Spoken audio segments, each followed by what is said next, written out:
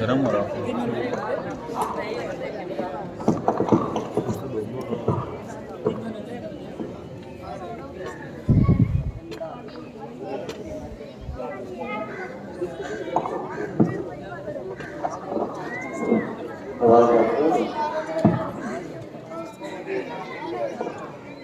بچوں بیٹھ جاؤ. الحمد لله وكفى وسلام على عباده الذين اصطفى أما بعد. أعوذ بالله من الشيطان الرجيم. بسم الله الرحمن الرحيم. من قتل نفسا بغير نفس إلى آخر الآية. صدق الله العظيم. محترم حضرات اور سامعین کرام اور اسٹیج پر جلوہ افروز اساتذہ کرام اور دور دراز سے تشریف لائے مہمانان اعزاز، میرے عزیزوں اور دوستوں، آج کی تاریخ 15 اگست ہے، جس کو ہمارے ملک میں ایک اہمیت حاصل ہے، کیونکہ آج ہی کے دن ہمارا ملک انگریزوں کے ناپاک سائے سے آزاد ہوا تھا۔ آج ہمارا اکٹھا ہونا اسی آزادی کی یاد کے طور پر ہے، اور اسی مناسبت کی وجہ سے اس تاریخ کو یوم آزادی کہا جاتا ہے۔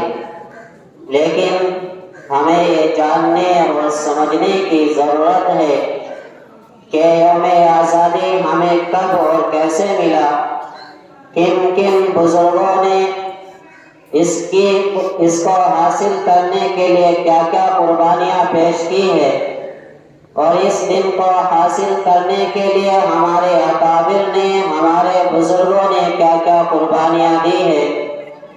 ان کی قربانیوں کو اس مختصر سے وقت میں بیان کرنا بڑا مشکل ہے۔ حضرات، واقعہ یہ ہوا کہ ایسٹ انڈیا کمپنی کے نام سے ایک پلیٹ فارم ہندوستان میں آیا، اور 17ویں صدی کے آخر تک اس نے آہستہ آہستہ ہندوستان میں اپنے پنجوں کو جما لیا، اور 1799 کے اندر سرنگا پٹنم کے اندر ٹیپو سلطان کو شہید کر دیا گیا۔ ہندوستان میں راجا مہاراجا اور بھی تھے، لیکن جسے انگریز اپنے لیے کاٹا سمجھتا تھا وہ صرف اور صرف ٹیپو سلطان شہید رحمت اللہ علیہ تھے۔ اپنوں کی غداری کی وجہ سے خود وہ لوگ جو آپ کے ٹکڑوں پر پل رہے تھے، میر صادق اور دوسرے لوگوں کی غداری کی وجہ سے 1799 کے اندر ٹیپو سلطان کو شہید کر دیا گیا۔ اس وقت انگریز نے آپ کی لاش پر کھڑے ہو کر یہ اعلان کیا کہ آج سے ہندوستان ہمارا ہے۔ جب تک سے ٹیپو سلطان ہندوستان میں حیات تھے، اس وقت تک ایسٹ انڈیا کمپنی کے اندر یہ طاقت، یہ جرأت نہیں تھی کہ وہ حکم کر سکے آج سے ہندوستان ہمارا۔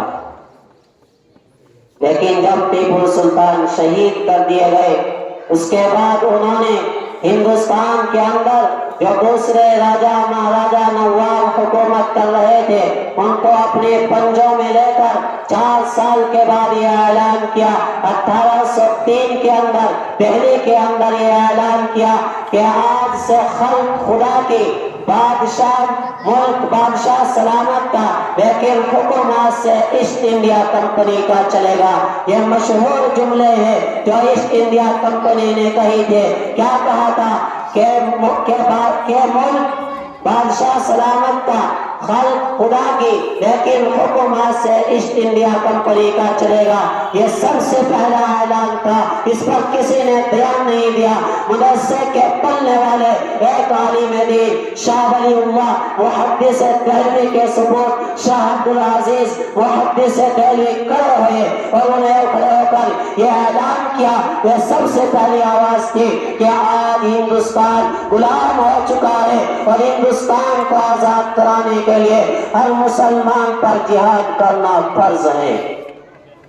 یہ سب سے پہلی آواز تھی۔ اللہ کے یہاں آپ کے کلمات مقبول ہوئے، آپ نے جہاد کی تیاری شروع کی، اور ادھر انگریز نے آپ کو سزا دینے کی تیاری شروع کی۔ آپ کے مدرسے کو، آپ کے جائیداد کو قرب کر لیا گیا، آپ کو دہلی سے باہر نکال دیا گیا، آپ پر ظلم و ستم کرنے شروع کر دیے، آپ کی جو جائیداد تھی اس کو بھی قرب کر لیا، آپ کے جسم پر چپکلی کا لیپ کرایا گیا۔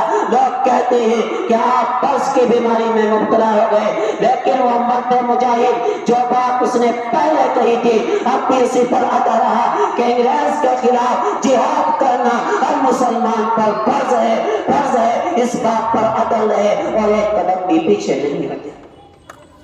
یہ مسلمان کی تاریخ ہے یا ہمارے علماء کی تاریخ، لیکن آج اس سے ہم نہ آشنا اور نہ واقف ہیں۔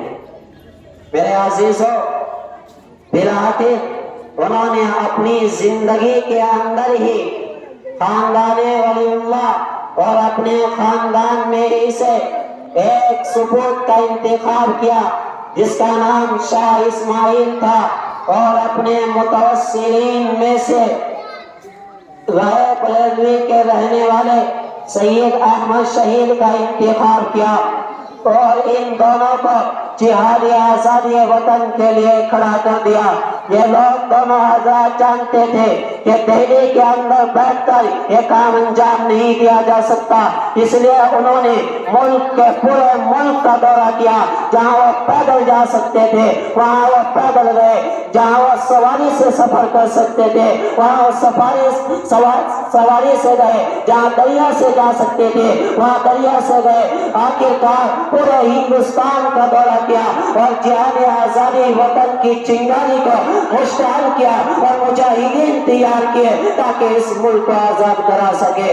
1824 کے اندر شاہ عبدالعزیز محدث دہلوی کا انتقال ہو گیا، لیکن انہوں نے اپنی زندگی کے اندر ہی ان دو جوانوں کو تیار کر دیا تھا، اس لیے انہوں نے اس بیڑے کو سنبھالا، اس رسے کو مضبوط پکڑا اور جہاد آزادی وطن کے لیے کھڑے ہو گئے، نکل پڑے ہندوستان کے کونے کونے میں اور مجاہدین تیار کیے، اور 1831 کے اندر سب سے پہلی جنگ آزادی لڑی گئی۔ سب سے پہلی جنگ آزادی 1831 کے اندر لڑی گئی، لیکن آج لوگ کہتے ہیں کہ سب سے پہلی جنگ آزادی 1857 کے اندر لڑی گئی۔ یہ بالکل تاریخ سے ناواقفیت اور ناآشنا کی بات ہے کہ سب سے پہلی جنگ آزادی لڑی گئی وہ 1831 کے اندر لڑی گئی۔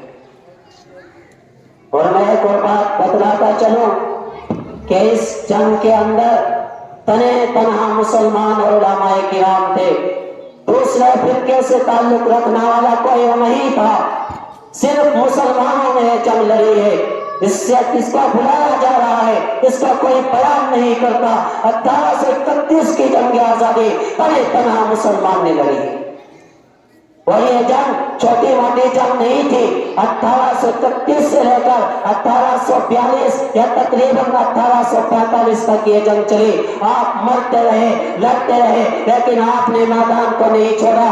اس میں شکست ہوئی، اور پھر 26 سال کی محنت کے بعد دوسری جو جنگ آزادی ہوئی وہ 1857 کے اندر ہوئی، جس میں ہمارے برادران وطن دوسرے بھی شریک تھے، دوسرے حضرات بھی شریک تھے۔ پھر اس میں بھی شکست ہوئی، اور اس میں شکست ہونے کے بعد میں اپنا مضمون سمیٹ رہا ہوں، بالکل قریب جا رہا ہوں، وقت کی گنجائش رکھتے ہوئے مضمون کو سمیٹ رہا ہوں۔ 1857 کے اندر پھر دوسری جنگ آزادی لڑی گئی۔ 1857 میں وطن عزیز کے برادران وطن دوسرے بھائی بھی ہمارے ساتھ شریک تھے، اور تمام ہندوستان میں یہ جنگ لڑی، لیکن اس جنگ میں بھی اللہ کے حکم سے ناکامی ہوئی۔ ناکامی کے بعد انگریز نے اعلان کر دیا کہ صرف مسلمان کی قید نہیں، عالم کی قید نہیں، جس کے چہرے پر داڑھی دیکھو، عالمانہ لباس دیکھو، اس کو قتل کر دو۔ جہاں مہاراجہ کا مرکز تھا، 1857 کے اندر 33,000 علماء کرام کو قتل کر دیا، اور صرف اس پر بس نہیں، قتل کرنے کے بعد لال قلعے سے لے کر جامع مسجد تک جتنے درخت تھے ان پر علماء کرام کی لاشوں کو لٹکا۔ یہ ہمارے اکابر کی تاریخ ہے، یہ ہمارے بزرگوں کی تاریخ ہے۔ حضرات، پھر 1857 کے بعد 1861 में उन कम वक्तों ने कुरान करीम के 3 लाख नुस्खे दिलाए और 1864 से लेकर 1867 तक उन्होंने हिंदुस्तान से कुरान को और उलमाए किराम को खत्म करने का फैसला किया। इन 3 साल के अंदर फिर 15,000 उलमाए किराम को तख्ते डालकर लटका दिया। और आप बिरादरानी वतन हमसे कहते हैं कि हिंदुस्तान में मुसलमानों का क्या किरदार है। आओ मैं सुनाऊं, शेखुल हिंद का इंतकाल हुआ कि जब गुस्ल देने के लिए कबर मुबारक से कपड़ा हटाया गया तो क्या देखते हैं कि कबर मुबारक पर गोश्त का एक भी टुकड़ा नहीं है। आपके शागिर्द मौलाना हुसैन अहमद मदनी दारुल उलूम में दरस दे रहे थे, मालूम हुआ तो देवबंद तशरीफ लाए। लोगों ने हालात बयान किए कि हजरत की कबर मुबारक पर, शेखुल हिंद की कबर मुबारक गोश्त का एक भी टुकड़ा नहीं है। तो आप सब कतार रोने लगे। लोगों ने कहा कि हजरत क्यों रोते हो? तो हजरत ने कहा मेरे मुर्शिद ने कहा था कि मेरा इलाज फाश मत करना, लेकिन आज हजरत दुनिया से रुखसत हो गई है, इसलिए बयान कर देता हूँ कि जिस वक्त माल्टा की जेल में मैं शेखुल हिंद के साथ था तो अंग्रेज शेखुल हिंद को तहखाने में पिटाई के लिए ले जाते थे, लेकिन आप अपनी बात से इनकार नहीं करते थे और ये कहते थे जो बात शेखुल हिंद ने कही